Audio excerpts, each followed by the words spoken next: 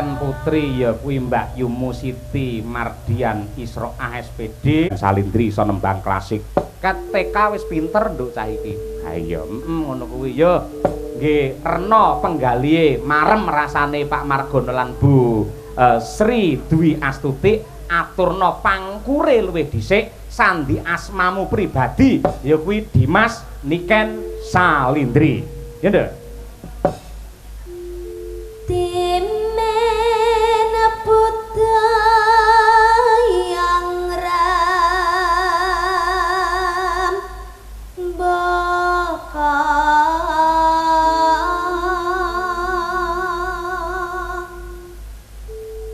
masih nangling cahya niraka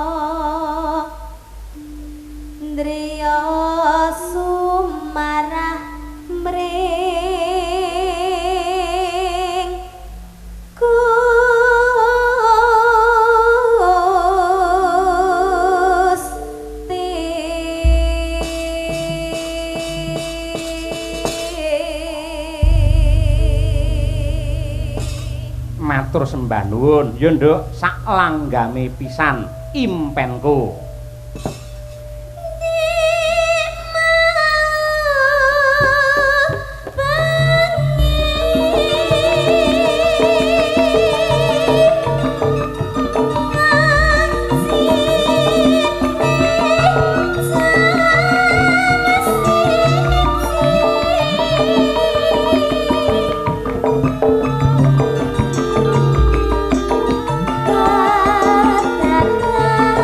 Thank you.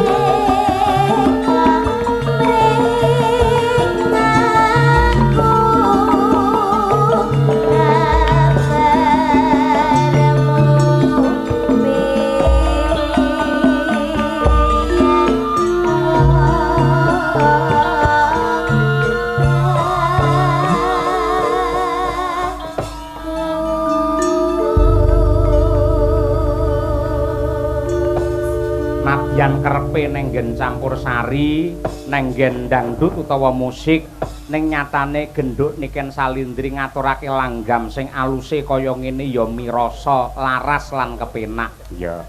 Para lenggah men saya semangat genduk Niken Salindri nyuwun tepuk tangan yang meriah untuk Niken Salindri. Saiki aku tak nyuwun mau Bapak Margono karo Bu Sri Dwi Astuti arep ngersakake munggah ana pepanggungan syukur menawi memple berdua Mbak Siti karo Mas Ilyas kersa nderekake Rama Ibu wonten pepanggungan. Ya. Monggo Pak Margono tindak mriki Pak Margono. Duduk, duduk. Neneng.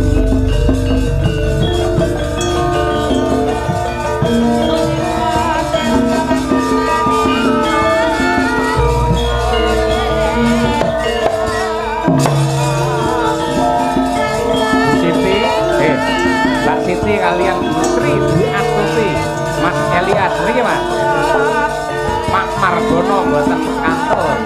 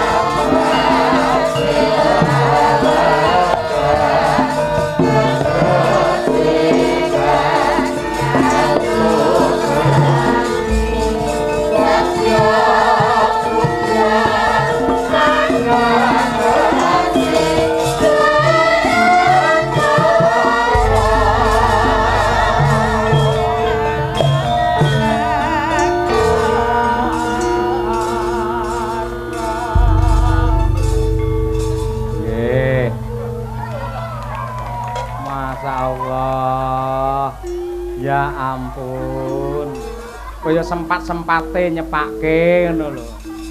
Sinden-sinden do dikalungi. Ya.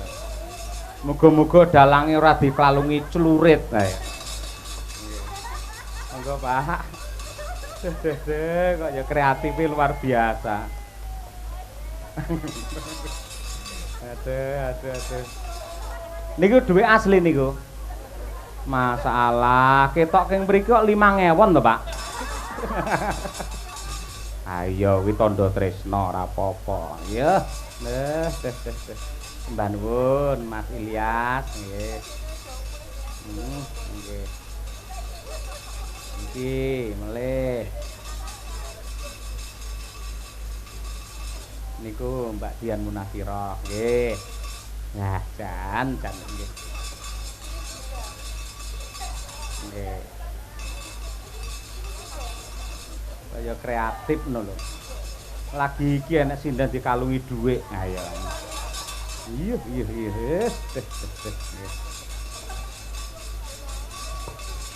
Kirang tunggal niku genduk niken nggih. Ngampil Bu Sri. Mang mriki ngampil niki lho. Nah nggih. Kula rasa dikalungi dhuwit kula tak ngangge niki mawon.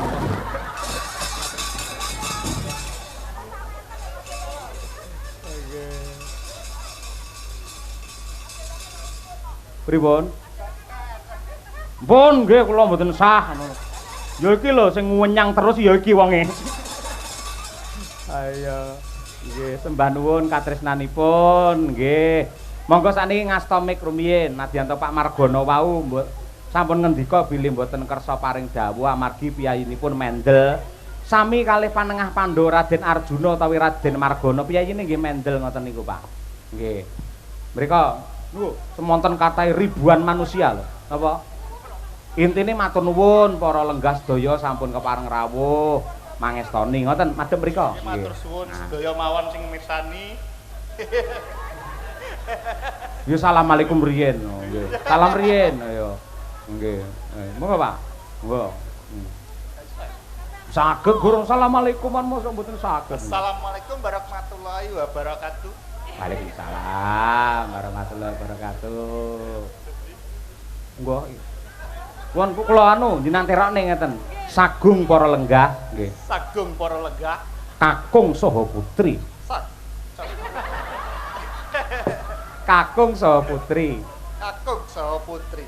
Ingkang dahat kinurmatan. Bu Sri, Pak Margono mbok didandakne niki tadi. Ingkang dahat kinurmatan. Ingkang dahat kinurmatan. Kula ngaturaken panuwun. Kula ngaturaken panuwun. Awit rawuh panjenengan. Awit rawuh panjenengan. Mangestoni. Mangestoni. Anggen kula. Anggen kula. Mantu. Mantu. Pancasila. Pancasila. Nggih. Mugi-mugi didongakne no. Mugi-mugi sedaya para pamirsa. Sedaya para pemirsa Tansah dipun paringi. Tansah dipun paringi. Sehat walafiat, murah rezeki, panjang yuswanipun, ingkang kebak barokah, lan ugi tentrem lahir tekan batin. Lahir tekan batin. Kok njur dijujuk kari dhewe. Lahir batin. Nggih. Luar biasa. Pripun marem napa mboten wayangan dalu niki? Marem. Wah, bareng marem biantere. Nggih, mugi-mugi jenengan usahane Brambang lancar sukses. Amin. Amin. Nggih. Pripun sampun panggih kalih genduk niken? Pun. Seneng. Seneng. Sing marai seneng napa? Oh, ayu wek.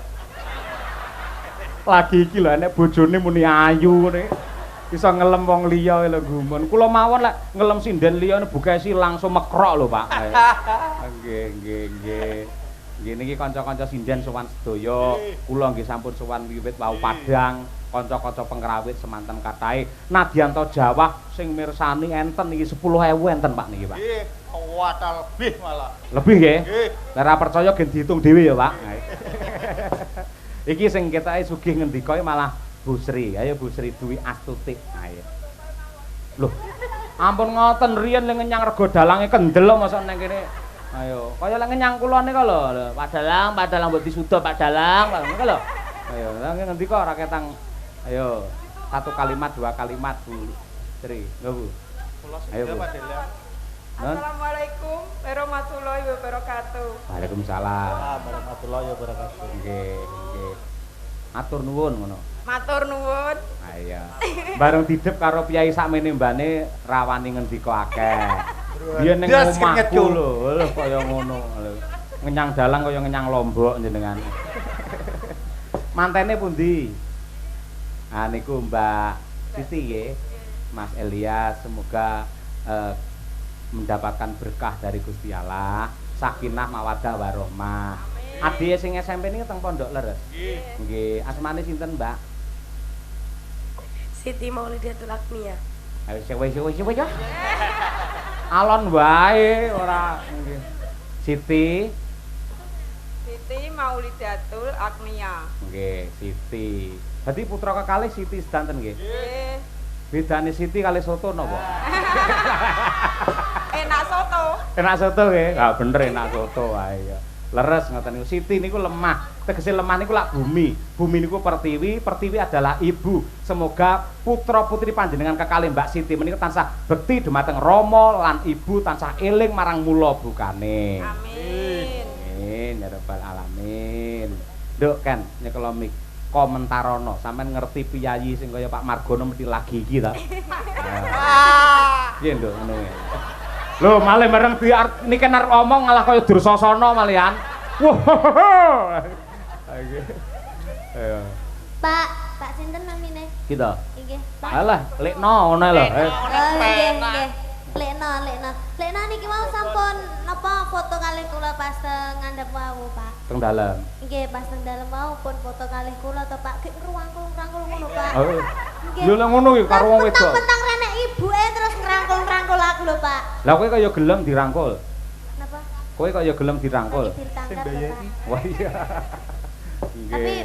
Pak Lekno deh. Nggih. Lekno nggih matur sembah nuwun sangat nggih Pak sampun nimbali kula. Pak Lekno mawon nggih. Penak balekno ne. Ah iya. Lah nyeluk Lik ngono ya. Lik. Ayo. Sampun nimbali kula kalian Pak Cahyo. Kalih Ibu matur sembah nuwun. Kagem Mbak Siti, Mbak Manten, Mbak Siti dan juga Mas Soto. Tirase wonten Siti enten Soto. Ora Mas Elias. Oh, Mas Elias. Mugi-mugi dadosa pengantin ingkang sakinah mawaddah warahmah. Amin. Mugi langgeng. Amin. Iki tasih enten setunggal malih, Pak. Benjing nanggap kula kalih Pak Cahyo malih. Nggih, Pak, nggih. Nggih. Nggih, nggih kita jenengan kepeksa modele, Pak. Nggih, Mbak Niken ora nggih. Kaya genduren ae. Wis saged ngaten iki, Pak. Nggih. Ning estu nggih, njing menawi rezekine kathah. Pusik to, Pak? Oh, wis nggih. Niki putra jenengan sing nomor kalih ditangkepne wayang nggih. Nggih. Disekseni kaki danyang nggih. Nggih. Men ora batal mang panjeri sakniki pisan, Pak.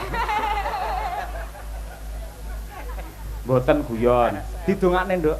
Ayo. Nggih kagem Pak Lekno kalih Bu. Mugi-mugi sehat selamat wilujeng awet le momong anak putune. Amin. Rezekine saya akeh, Pak. Amin. Pokoke sak bibare nanggap wayang niki mengke panjenengan saya suwi anu, Pak. Napa tambah panen sembarange, Pak. Amin. Panen rezekine, panen Brambang. brambange. Amin. Niki panen brambang napa mboten? Boten pun bar. Pun bar. Ayo. Lah nggih, mula wingi asile panen dilumpukne nggih nanggap wayang. Oh, nggih, alhamdulillah. Yanten kok bagus ya. Bagus. Iya. Nganu, Pak, gede dhuwur jenengane kok, gede dhuwur terus gemati. Lek kula salah lho, Pak, nggih. Gemati ge Kaya cocok. ireng manis ngono, Pak. Ireng manis. Piyayi ireng iki lek ngangge klambi warnane biru, masalah kok kene kaya madu mangsa. Ora ketok. Ayo nggih. Sukses selalu ngono. Nggih, amin. Nggih. Katen badhe ngersakaken tembang napa? Nggih, Pak Lekno.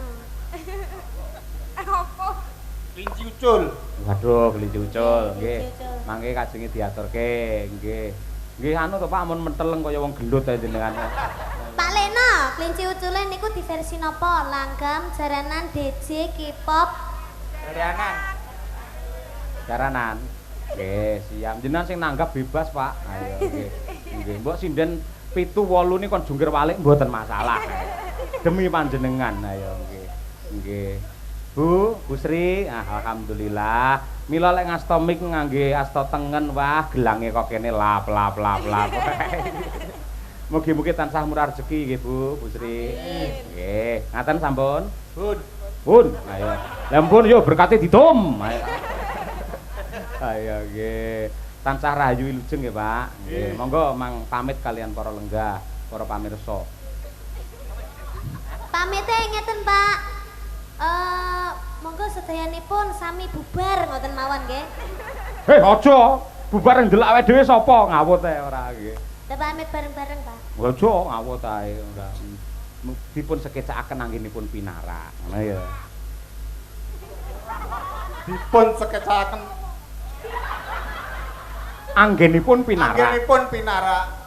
Nuwun-nuwun matur nuwun ngono. Nuwun matur nuwun. Merdeka. Merdeka. Ayo wis. Terima kasih matur nuwun nggih. Nggih. Sembah nuwun, pelok barang ya nggih. Ya, monggo katuran lenggah malih ngapunten menawi wonten keladu anggen kula guyon nggih Pak Bu, Mas Manten, nah nggih, Mbak Manten nggih. Duduk.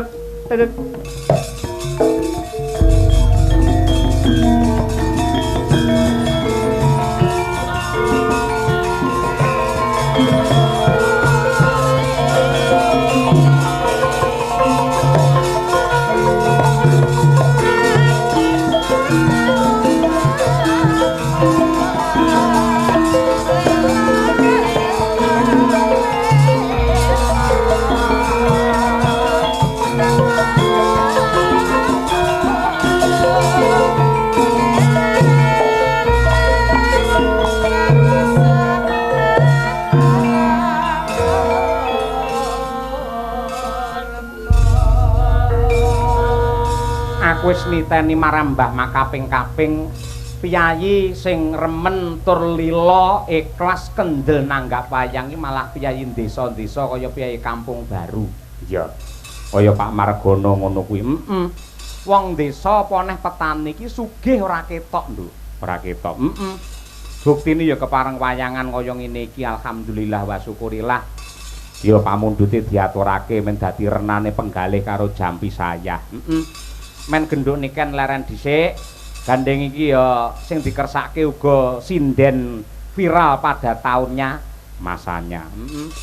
Ya kuwi Ibu Sukesi Rahayu ben genti nembang. Mergo ya kuwi ditresnani karo Pak Margono. Ya. Karo Mbak Niken ya tresna, karo Bu Kesi ya tresna. Pokoke lek wong wedok ayu rada melekno tresna kok Pak Margono kuwi ae. Ya Bu Kesi matur dhisik ngaturke panuwun karo Pak Margono karo Bu Sri Dwi Astuti. Inggih, enten parian kagem Pak Margono. Napa Bu? Ana Cina tuku areng.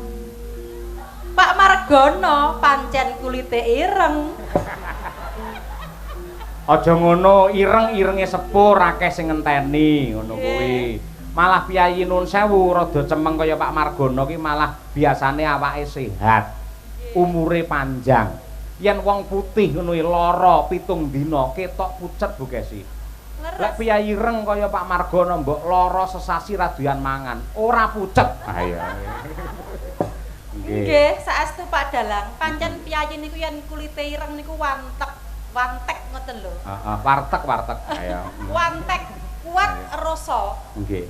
Penggaweanipun wonten saben nanem brambange payu larang makin kental terus dinggo nanggap dalang naminipun Pak Cahya Kuntadi sindene Bu Kesi. Nggih, ora keri niken Salindri. Leres, pintere bojoku. Terus kula wau sing paling lucu malih, kula nggumun karo Pak Margono sekeluarga. Apa? Priyayi kok jan lugu ngoten lho. Jan saestu. Terus kula wau ningali Pak Margono mlaku nyat sendale Pak Yoyo Kervil. Rupane wireng gek buluk. Lah iki lho bedane wong lanang karo wong wedoke ning kene iki Bu Kesi. Lek Piyayi Putri mbuh ngaku apa ora, angger yasinan seragame anyar. Nggih. Berjanjen kudunge anyar. Nggih napa mboten? Harus. Mesti ngono kuwi. Engko Agustusan seragame anyar meneh, engko Hari Kartini seragame anyar meneh. Beda karo wong lanang pamane ngangge kopiah, ya tetep kuwi nganti sak lekoe. Ngono kuwi. Wong lanang iki ngono kuwi padha karo aku lho Bu. Beskap wis pirang-pirang taun wiwit aku sik kuliah nganti seprene. Sampeyan sinden-sinden iki bayake ganti terus. Piyayi kakung sing apik kaya Pak Margono ngono kuwi. Piyayine wis rada ireng, sandale ireng pisan. Klambine ya peteng rupane biru semu ireng. Dadi kok kaduan iki blas ra ketok apa-apa. Lah iya ngono kuwi. Dongane piye Bu Kesi? Donganipun mugi-mugi Pak Margono sekeluarga saksampunipun ngawontenaken tasyakuran Mahargya Putra Mbiwadosiwi ing dalu niki tansah pinaringan katentreman lair batin. Amin. Murah rezekinipun. Amin. Dipun gampelaken anggenipun pados sandang pangan. Amin. Mugi-mugi Mbak Manten lan Mas Manten enggal sageta gadah momongan lan Pak Margono rezekinipun kathah mengke taun ngajeng nanggap wayang malih nggih Pak. Matur nuwun. Nggih, ngenteni mauno putra-putrine sing SMP ngesuk lek wis gedhe wis tuntas wis mentas wayangan meneh. Kuwi kesuwen. Niku kesuwen dadi kan se SMP, engko SMA, kuliah S1, S2 ijik 10 tahunan. Lah lek mantene kan wis cemepak. Engko bar napa jenenge bar manten anyar kan let rong sasi terus blenduk to. Blenduk ya apa? Bobot. Oh, bobot. Nggih. Duwe kagungan putu terus wayangan let setahun wayangan meneh syukuran putune lair. Sampeyan gelem sok ditanggap tahun ngarep? Inggih purun. Ning lek mben taun kon wayangan daleme Pak Margono ning ngarepan ditulisi Margono alias Sido Ludes. Ya ora wong nanggap wayang ora lokak malah saya kebak. Amin ya rabbal alamin. Mau Bu Kesi Pak Margono masalah aku teko to. Mengko Pak Dalang ning ruang tamu ning kono kebak wong. Wah, kathah tiyang Pak Dalang nggo teng ruang tengah. Ning ruang tengah yo akeh wong nyepakne jajan. Anu Pak Dalang nggo teng pawon mawon. Ayo, Yai tanggung jawab. Wis dirampungi wiwit sore mau wis lunas kabeh, niken ya wis rampung. Wis ngono kuwi Yai tanggung jawab. Iya, bener. Ijolana klinci ucul sak bawane Bu Kesi. Ya.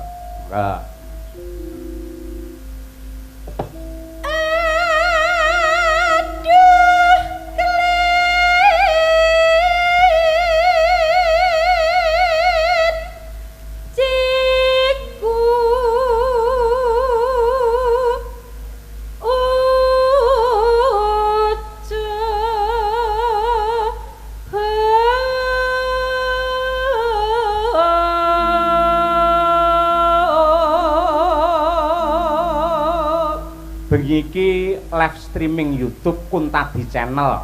Ya, lan uga disiarake langsung lumantar radio budaya panjenengan Radio Jodipati. Sound system Tera Panggung kagungane Jodipati, Mas Yoyok CS saking Dungombo. Ya. Monggo Bu Kesi.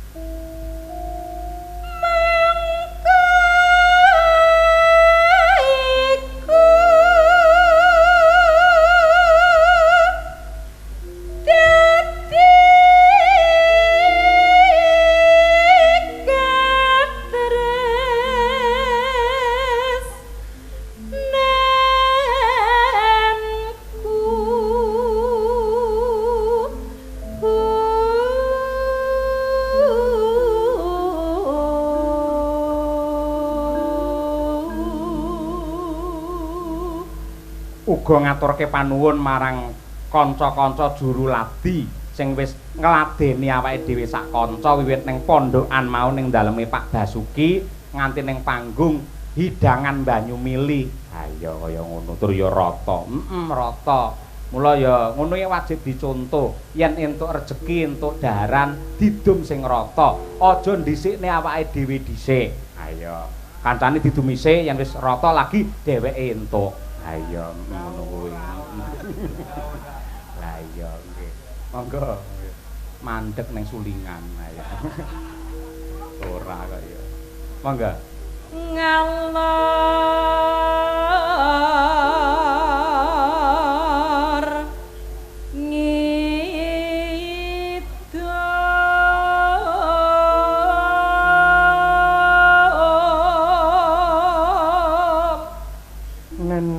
tepung gelang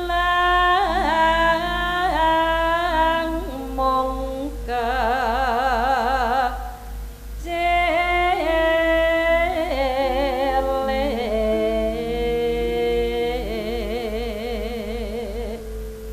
nonano saibo bungah rasa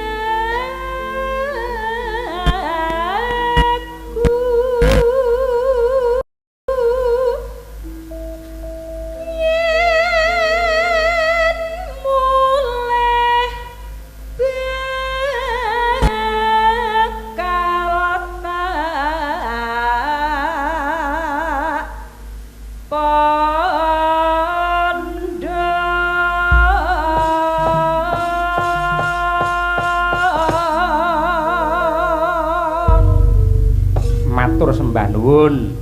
Monggo Bu Kesi sak langgamipun nggih tamba kangen. Ha iya, monggo Bu Kesi Rahayu sarjana seni, magister seni. Monggo.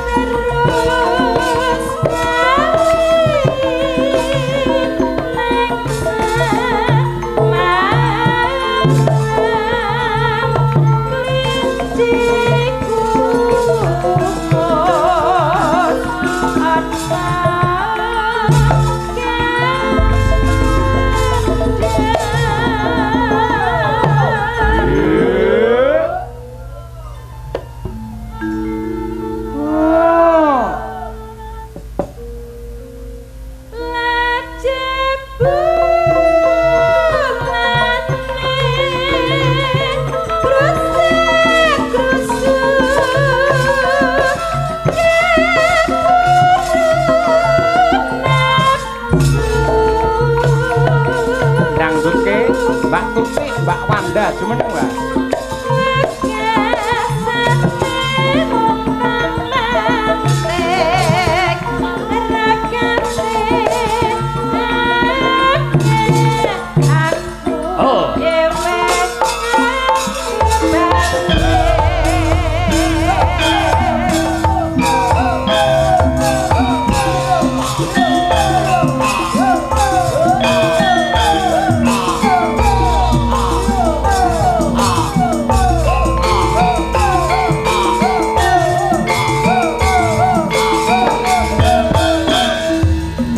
Dik.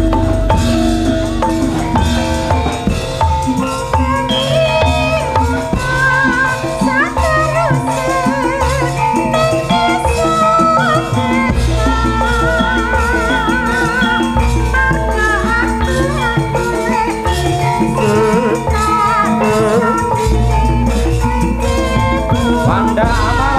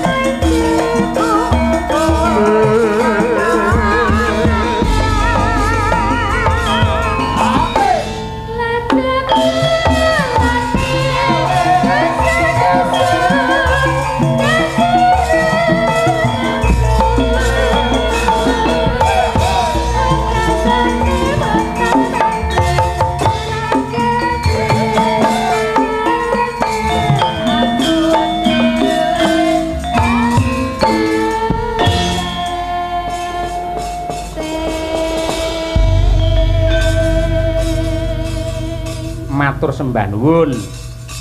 Iki akeh nawala ingkang tumibeng ana ing pangkon, Mak. Saking Pak Bayan. Ha, pundi niki? Maguan. Nggih. Nenggih Pak Agus Kuprit ngersakaken podang kuning versi Samboyo, ya. Assalamualaikum Bu Cange. Pamundhut saking kula Ki Wartani ingkang ngersakaken caping Gunung Jengleng Gubuk Asmara kalian Kusuma Wijaya sembah nuwun nggih. Pamundhut saking tuan rumah Baya. Saking Mbah Wa Sukarami nggih Pak leres.